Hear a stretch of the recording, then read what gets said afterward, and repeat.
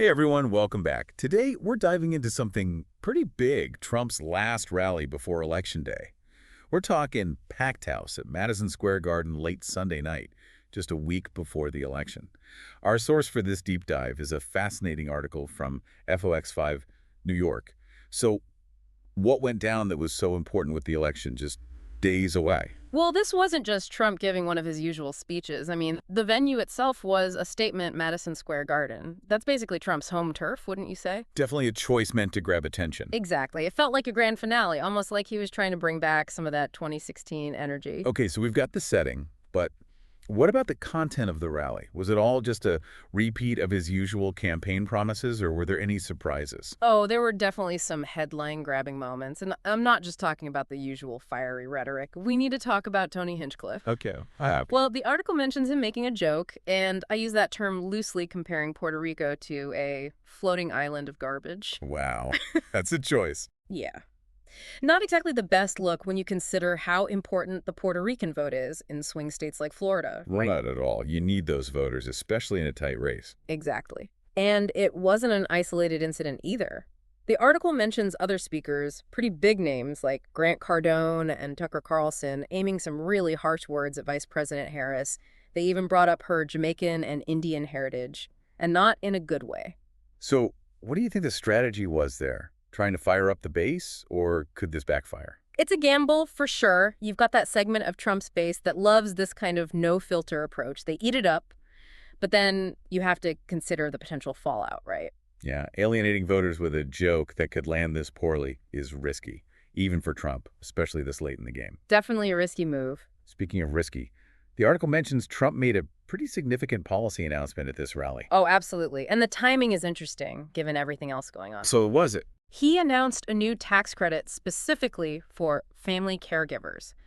It feels very targeted, almost in direct response to Vice President Harris's focus on supporting the sandwich generation. You mean the people caring for both children and aging parents? Exactly. That's a demographic that's feeling the pressure, and both campaigns know it. Which makes you think maybe this was a calculated move from the Trump campaign, trying to one-up Harris on an issue that clearly resonates with voters. It's very possible. The timing of it, right in the middle of this rally that's already making headlines for other reasons, makes you wonder. Feels like they might be trying to bury the lead a bit. But let's shift gears from policy to, well, let's just say entertainment. Because this is a Trump rally, after all. Right. The article mentions some familiar faces there to get the crowd fired up. Oh, for sure. House Speaker Mike Johnson was there, which isn't a surprise, but it was the other big name that really made me chuckle when I read the article. You're going to have to tell me. Yeah. Who else joined Trump on stage at Madison Square Garden? Hulk Hogan. Feathered boa and all. Wait, what? Hulk Hogan? Like Hulkamania Hulk Hogan? The one and only. I can't even imagine. Picture this. The article describes him flexing, spitting on the ground, the whole 9 yards. And then he grabs the mic and yells, "Trump is the only man that can fix this country today." Pure theatrics. Oh, wow. You have to wonder what kind of impact these kinds of celebrity endorsements really have, especially this close to an election. It really makes you think, right?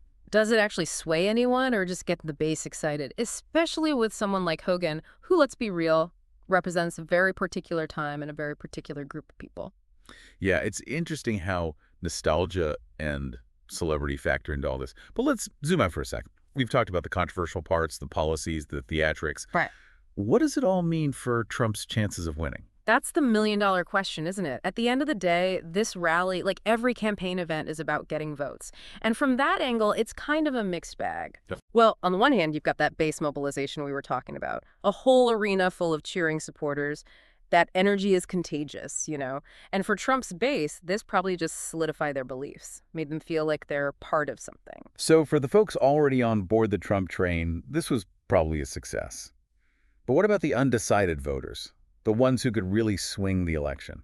That's where it gets tricky. I mean, some voters might be drawn to Trump's charisma, his promises, and that tax credit for family caregivers. That could be a big deal for people who are struggling. Right. But then there's the flip side, the controversial stuff, the attacks on Vice President Harris, the overall tone. That's got to turn some people off. Absolutely. And in a close race, alienating even a small number of voters could make all the difference. It's a balancing act, isn't it? Trying to excite your base without pushing away potential voters. Definitely a tough line to walk. It makes me think about how this rally really reflects what's happening in politics in general these days.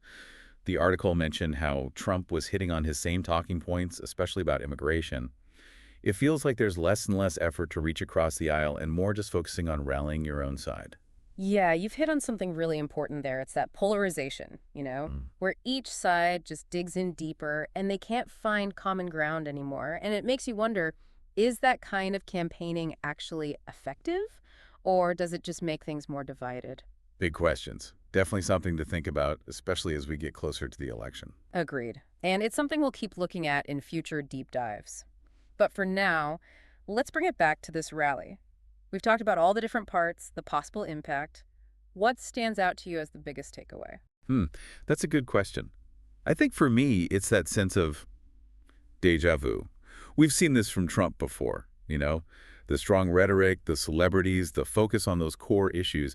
It makes me wonder, in this political climate, with social media and the news cycle being what it is, do these big rallies even have the same power they used to? That's a fascinating thought. Are they still about persuading people, or have they become more about the show than the substance? It makes you think if voters are even paying attention to these big rallies anymore, or if they've already made up their minds. Yeah, it's possible that with all the different ways people get their news now, maybe one rally doesn't make as big of a difference as it did years ago. But I wouldn't say they don't matter at all. How so? I mean, they still get people talking, right? They're all over the news. Yeah. And it gives the candidates a chance to talk directly to voters, whether it's the people in the room or the ones watching at home. So maybe it's less about changing people's minds and more about reminding people who they support and what they believe in. I think that's a great point. It's about that feeling of being part of something bigger than yourself. And in a world that feels more and more divided, that can be really appealing. Especially in an election like this, where every vote can make a difference. Exactly. And in the end, it's up to each voter to decide what matters most to them, what issues are important, and who they think should be running the country. We can break down these rallies and the speeches and talk about what might happen, but the voters are the ones who really decide. That's a good reminder that it's the choices people make that really matter. So we've covered a lot today, from the details of this rally to some bigger questions about how campaigns work now. It's been a really interesting deep dive. Mhm. And I always enjoy getting to talk about these complicated topics with someone like you. We hope this has given everyone some things to think about as we get closer to the election. Remember, it's more important than ever to stay informed. So keep asking questions, be curious, and most importantly, make sure your voice is heard. Thanks for joining us for this deep dive. We'll be back soon with another episode to explore a new topic and get into the issues that matter. Until then, take care.